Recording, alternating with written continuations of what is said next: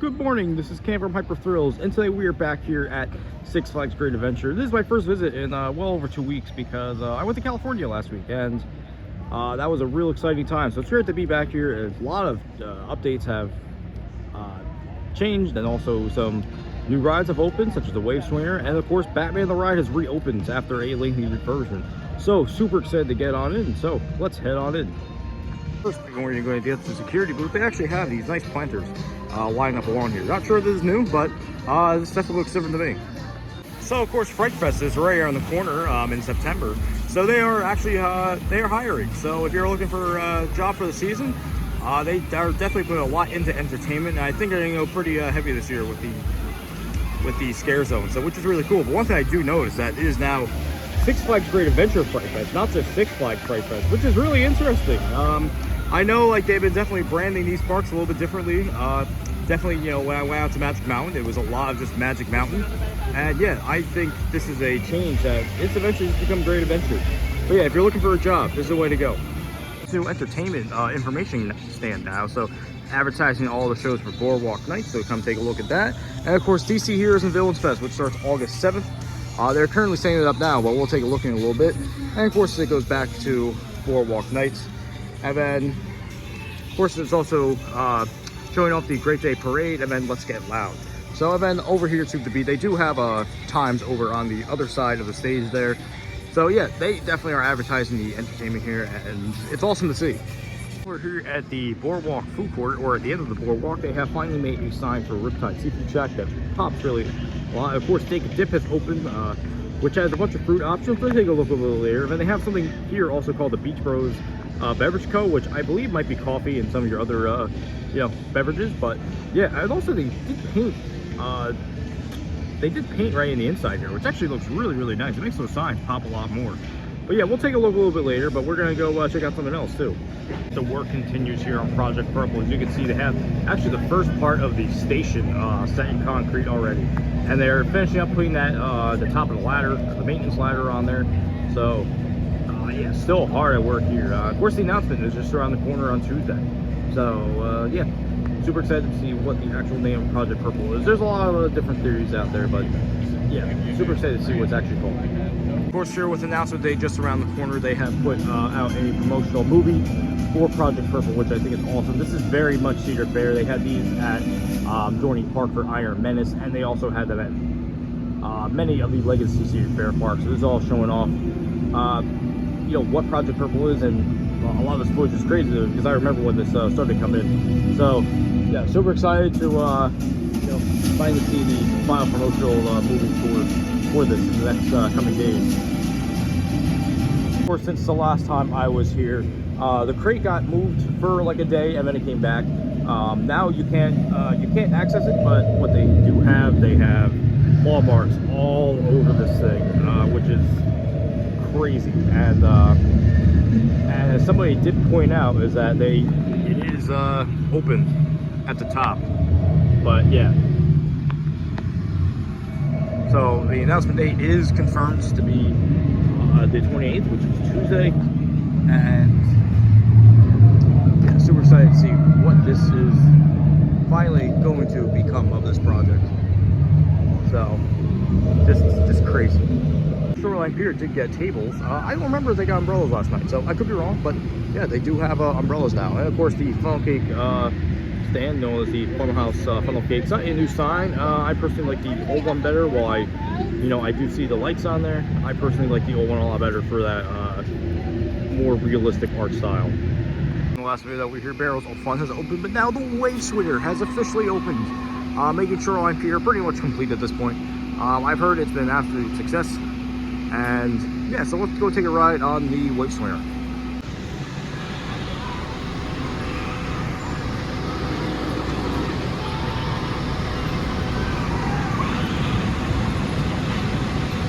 First ride on the Wave Swinger, and that one, you know, ran a little bit of a slower cycle. I just think due to some of the clearances, but yeah, it's a fun ride. Now we're gonna go ride Barrels of Fun. Barrels of Fun, and that was awesome.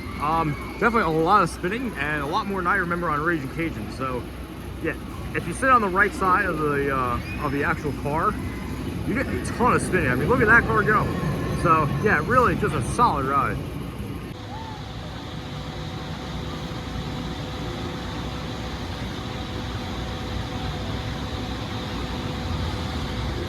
They have something going on here in front of Shoreline Pier. I'm wondering if this is the official entrance sign to Shoreline Pier, because there is electrical conduit on the other side of this fence. So that's what I'm thinking, which I think that'd be really nice here, especially if they have some boardwalk lights on it.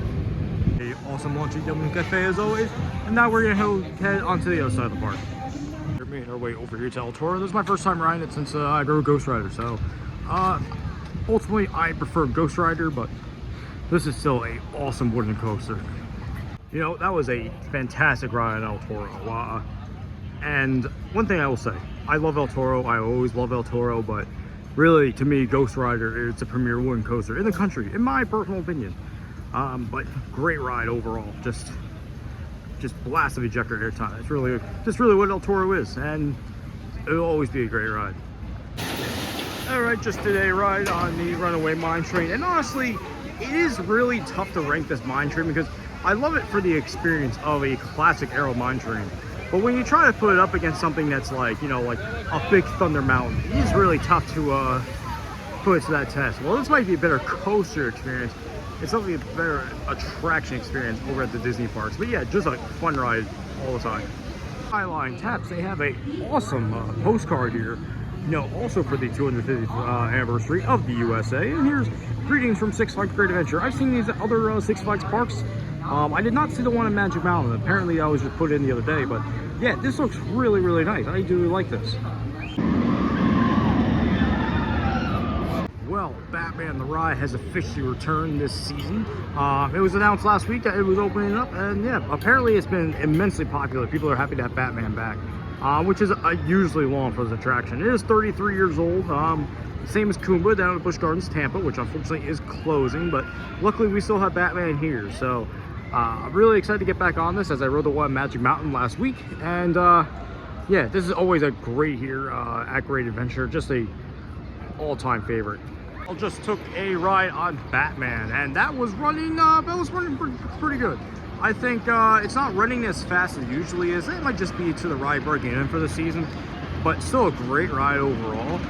And I should put this out there first. As much as I really am happy that Batman is back, I just think the potential that is there, specifically with the clones over at over Georgia, Great America, and over Texas with the theming elements, I really think this ride experience could be elevated.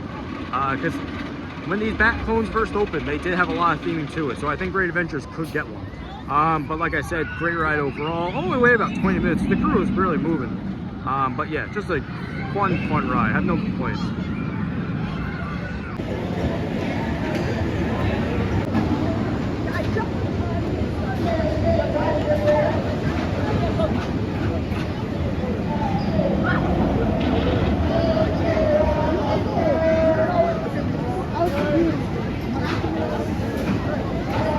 Just did a ride on Nitro, and that was awesome ride as always. So I was able to score 2 rides, and yeah, that was just amazing. So it feels weird to ride this coaster that's not in my top 10 anymore, and that doesn't mean Nitro was bad or anything. It's not getting any worse. In fact, I think it's riding better than ever.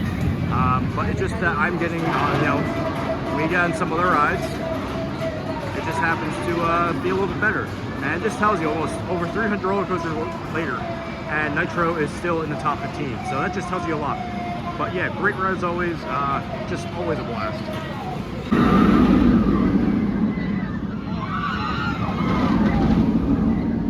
Got the Project Purple mocktail here at the Take a Dip food stand, which they do have. But one thing I really like too is the details on the windows here. I love that Boardwalk style you know, art that they have on there. So yeah, really cool. I don't know what exactly what Beach Bros beverage company is. It might be, you know, more alcoholic beverages. I'm not too sure. It's not quite open yet, but yeah, I really like this. Went to go ride Superman. The line's a little bit too long for my liking. I only have one single-use fast lane. I normally use that for Flash, but I just rode Tatsu last week, so I think Tatsu already wins over this. But yeah, maybe I'll get to ride next time out here.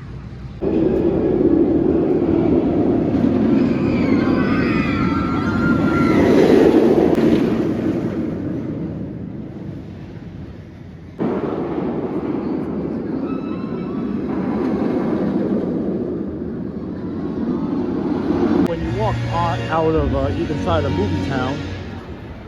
They actually have new Adventure Alley signs on both exits. The one over here by Batman, and then the other one over by Flash. So yeah, that's a really nice detail. Right now, the park is getting ready for its DC Heroes and Villains Fest, which was a awesome event last year. I hope it gets even better this year. So, yep, same stage as last year, especially with the Batman statue.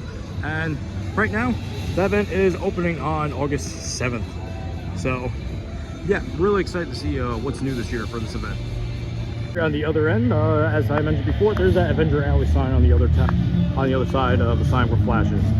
That's going to do it for a day here at Great Adventure. Yeah, it was a great time. Again, some of our favorites. Of course, we're visiting the park after a very long trip to California and seeing what's new. And of course, you know, getting a ride again on Batman, which is really cool. If you enjoyed this video, please make sure to like, comment, and subscribe. And I shall see you all in the next one. Goodbye.